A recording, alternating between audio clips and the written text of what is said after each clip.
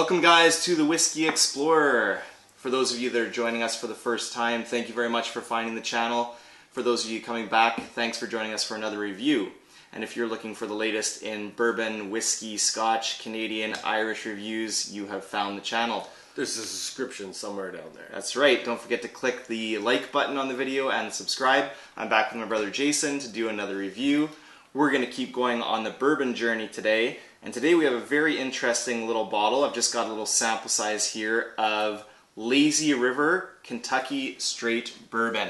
Just going to bring that in here to the camera so you guys can have a look at the label there. There we go. There's the Lazy River Bourbon there. It's got a nice fish on there. I think some kind of a trout. Some kind of a trout. Yeah, Lazy River Bourbon. So this is an interesting one. This is a Kentucky Straight Bourbon that is distilled in Kentucky but bottled in California.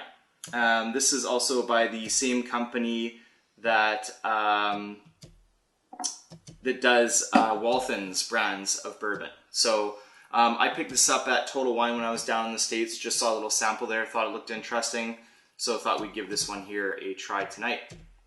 All right, so we're gonna just pour this one here for you guys, and we'll give it a nosing and a tasting, let you guys know if it would be a purchase. Let's just get a couple little drams going here. There we go. All right, so we'll have a look at the color first of all here. Pretty light. Pretty light, I was going to say. Pretty light in pretty color. light. Not much depth of the color there. Very very light amber color here, almost like a dark straw. I'm just gonna give it a little turn around the glass here so I can get a good nosing on it. Not a whole lot of information on this one. Trying to look it up. So is this is probably more your your hippie style of doing a bourbon. Yeah, like it's like we have a lot of breweries here in BC that there's a brewery coming out every day. Yeah, and it seems that could be kind of the same kind of thing. But I do like the label. I think it's quite nice. It smells strong. Yeah, pretty. So this one here is bottled at 45% alcohol by volume, 90 proof, and no information on whether it's chill filtered or color added. But well, no color would be added for bourbons, but no, exactly. Not knowing if it's chill filtered or not. But on the nose, I don't know. It's hard. Hard to get much on the nose there. It almost reminds me a little bit of like a Jack Daniel's nose, like kind of that glue and banana kind of smell to it. Glue and banana. Not a whole lot else going on there. Not a lot. Like, you get a lot of the. I would expect it to be maybe a little more on the the percentage or something. But because it smells very strong, but it's just Let's give it a try. Yeah. Cheers.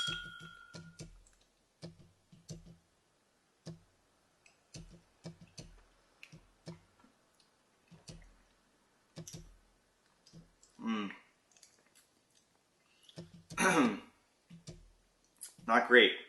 It's not fantastic, but it's also not terrible either. It's not terrible. I think they went a little lazy on the production of this one. Yeah. But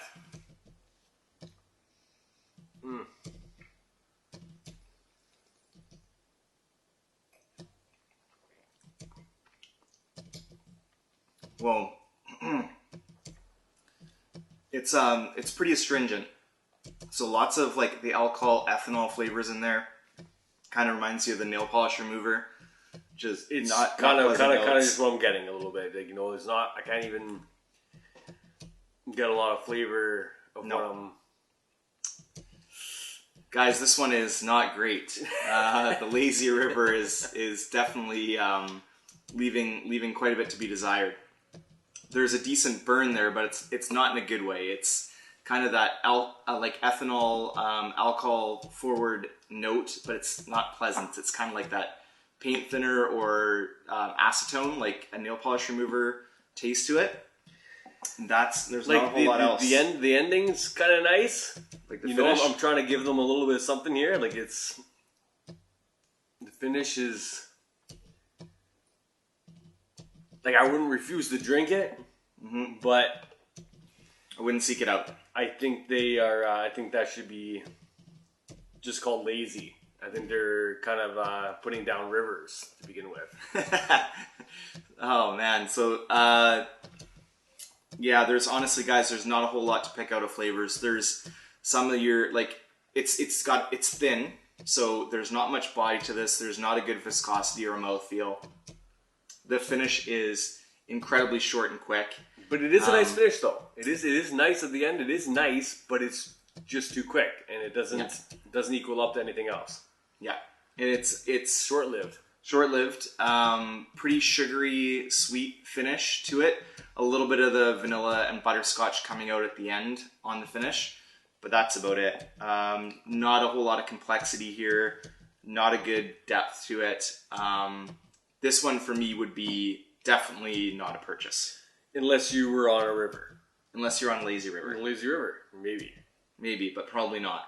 I think it's one of those hipster. Yeah, it definitely has the hipster vibe to the labeling and to the branding. New. Not sure how old the company is. I'm not sure if you're able to. No, not able to pull much up. I do know they do make Waltham's bourbon is one of the other bourbons that they distill, or sorry, that they bottle at least. Which again, Waltham's is not really a great bourbon. I haven't had it personally, but I've read quite a few reviews on it. Not a great bourbon. I would say this one falls under that same category.